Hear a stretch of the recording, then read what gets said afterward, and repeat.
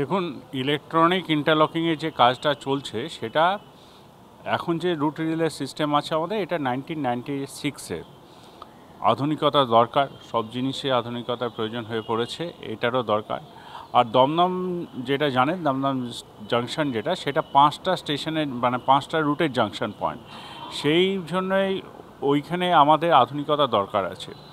এখন যেটা হচ্ছে যে 280টা মতো ট্রেনের আমরা মুভমেন্ট করাতে পারি।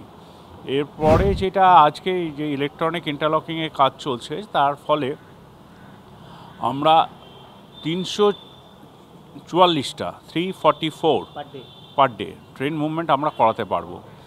এটা একটা বিরাট পরিবর্তন আসতে চলেছে এই ইলেকট্রনিক ইন্টারলকিংয়ের কাজের জন্য দমদমে।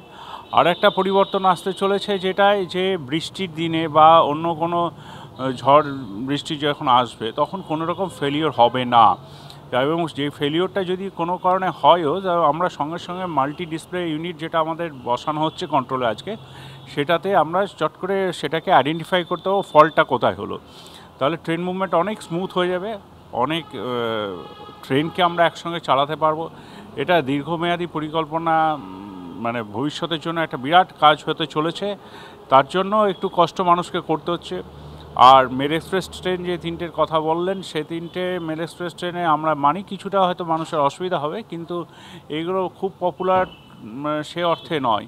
আর হাওড়া বর্ধমান রুটের মানুষকে আমরা তো আগে থেকেই আমরা বলেছিলাম যে একটু প্রবলেম হবে, বা ইভেন আগামীকালও একটু পরীক্ষা আছে একটি, তো সেইখানে আমরা মেট্রোর সঙ্গে যোগাযোগ করে মেট্রো ট্রেনকেও আমরা বলেছি যে তারা আগে থেকে একটু পরিষেবা দিক। মেট্রো রেলওয়ে জানিয়েছে তারা সকাল থেকে ট্রেন চলাচল শুরু করবে 9টার পরিবর্তে 8টা, এবং 8টা 20-তে এটি মেট্রো চালাবে দমদম থেকে বা দক্ষিণেশ্বর থেকেই। আর সেই সব আমরা অ্যারেঞ্জমেন্ট সব কিছুই করেছি।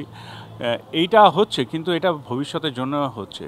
এই কথাটা একটু মানে মানুষকে একটু বুঝলে আমাদের সঙ্গে সহযোগিতা করলে ভালো হবে। এটা শিয়ালদা শাখায় যে প্রবলেমটা হচ্ছে, মানে দমদমের পর থেকে দমদমে যেহেতু ব্লক নেওয়া হচ্ছে ট্রেন মুভমেন্টে, যেটার জন্য সেইটার জন্যই আমরা মেট্রো রেলের সঙ্গে যোগাযোগ করেছিলাম, এবং দমদম থেকে তারা ট্রেন কানেক্টিভিটি পাবে। হাওড়া শাখায় সেরকম কোনো পরিবর্তন বা ট্রেন কোনো প্রবলেম নেই। হাওড়া শাখায় ট্রেন চলাচল স্বাভাবিকই থাকবে।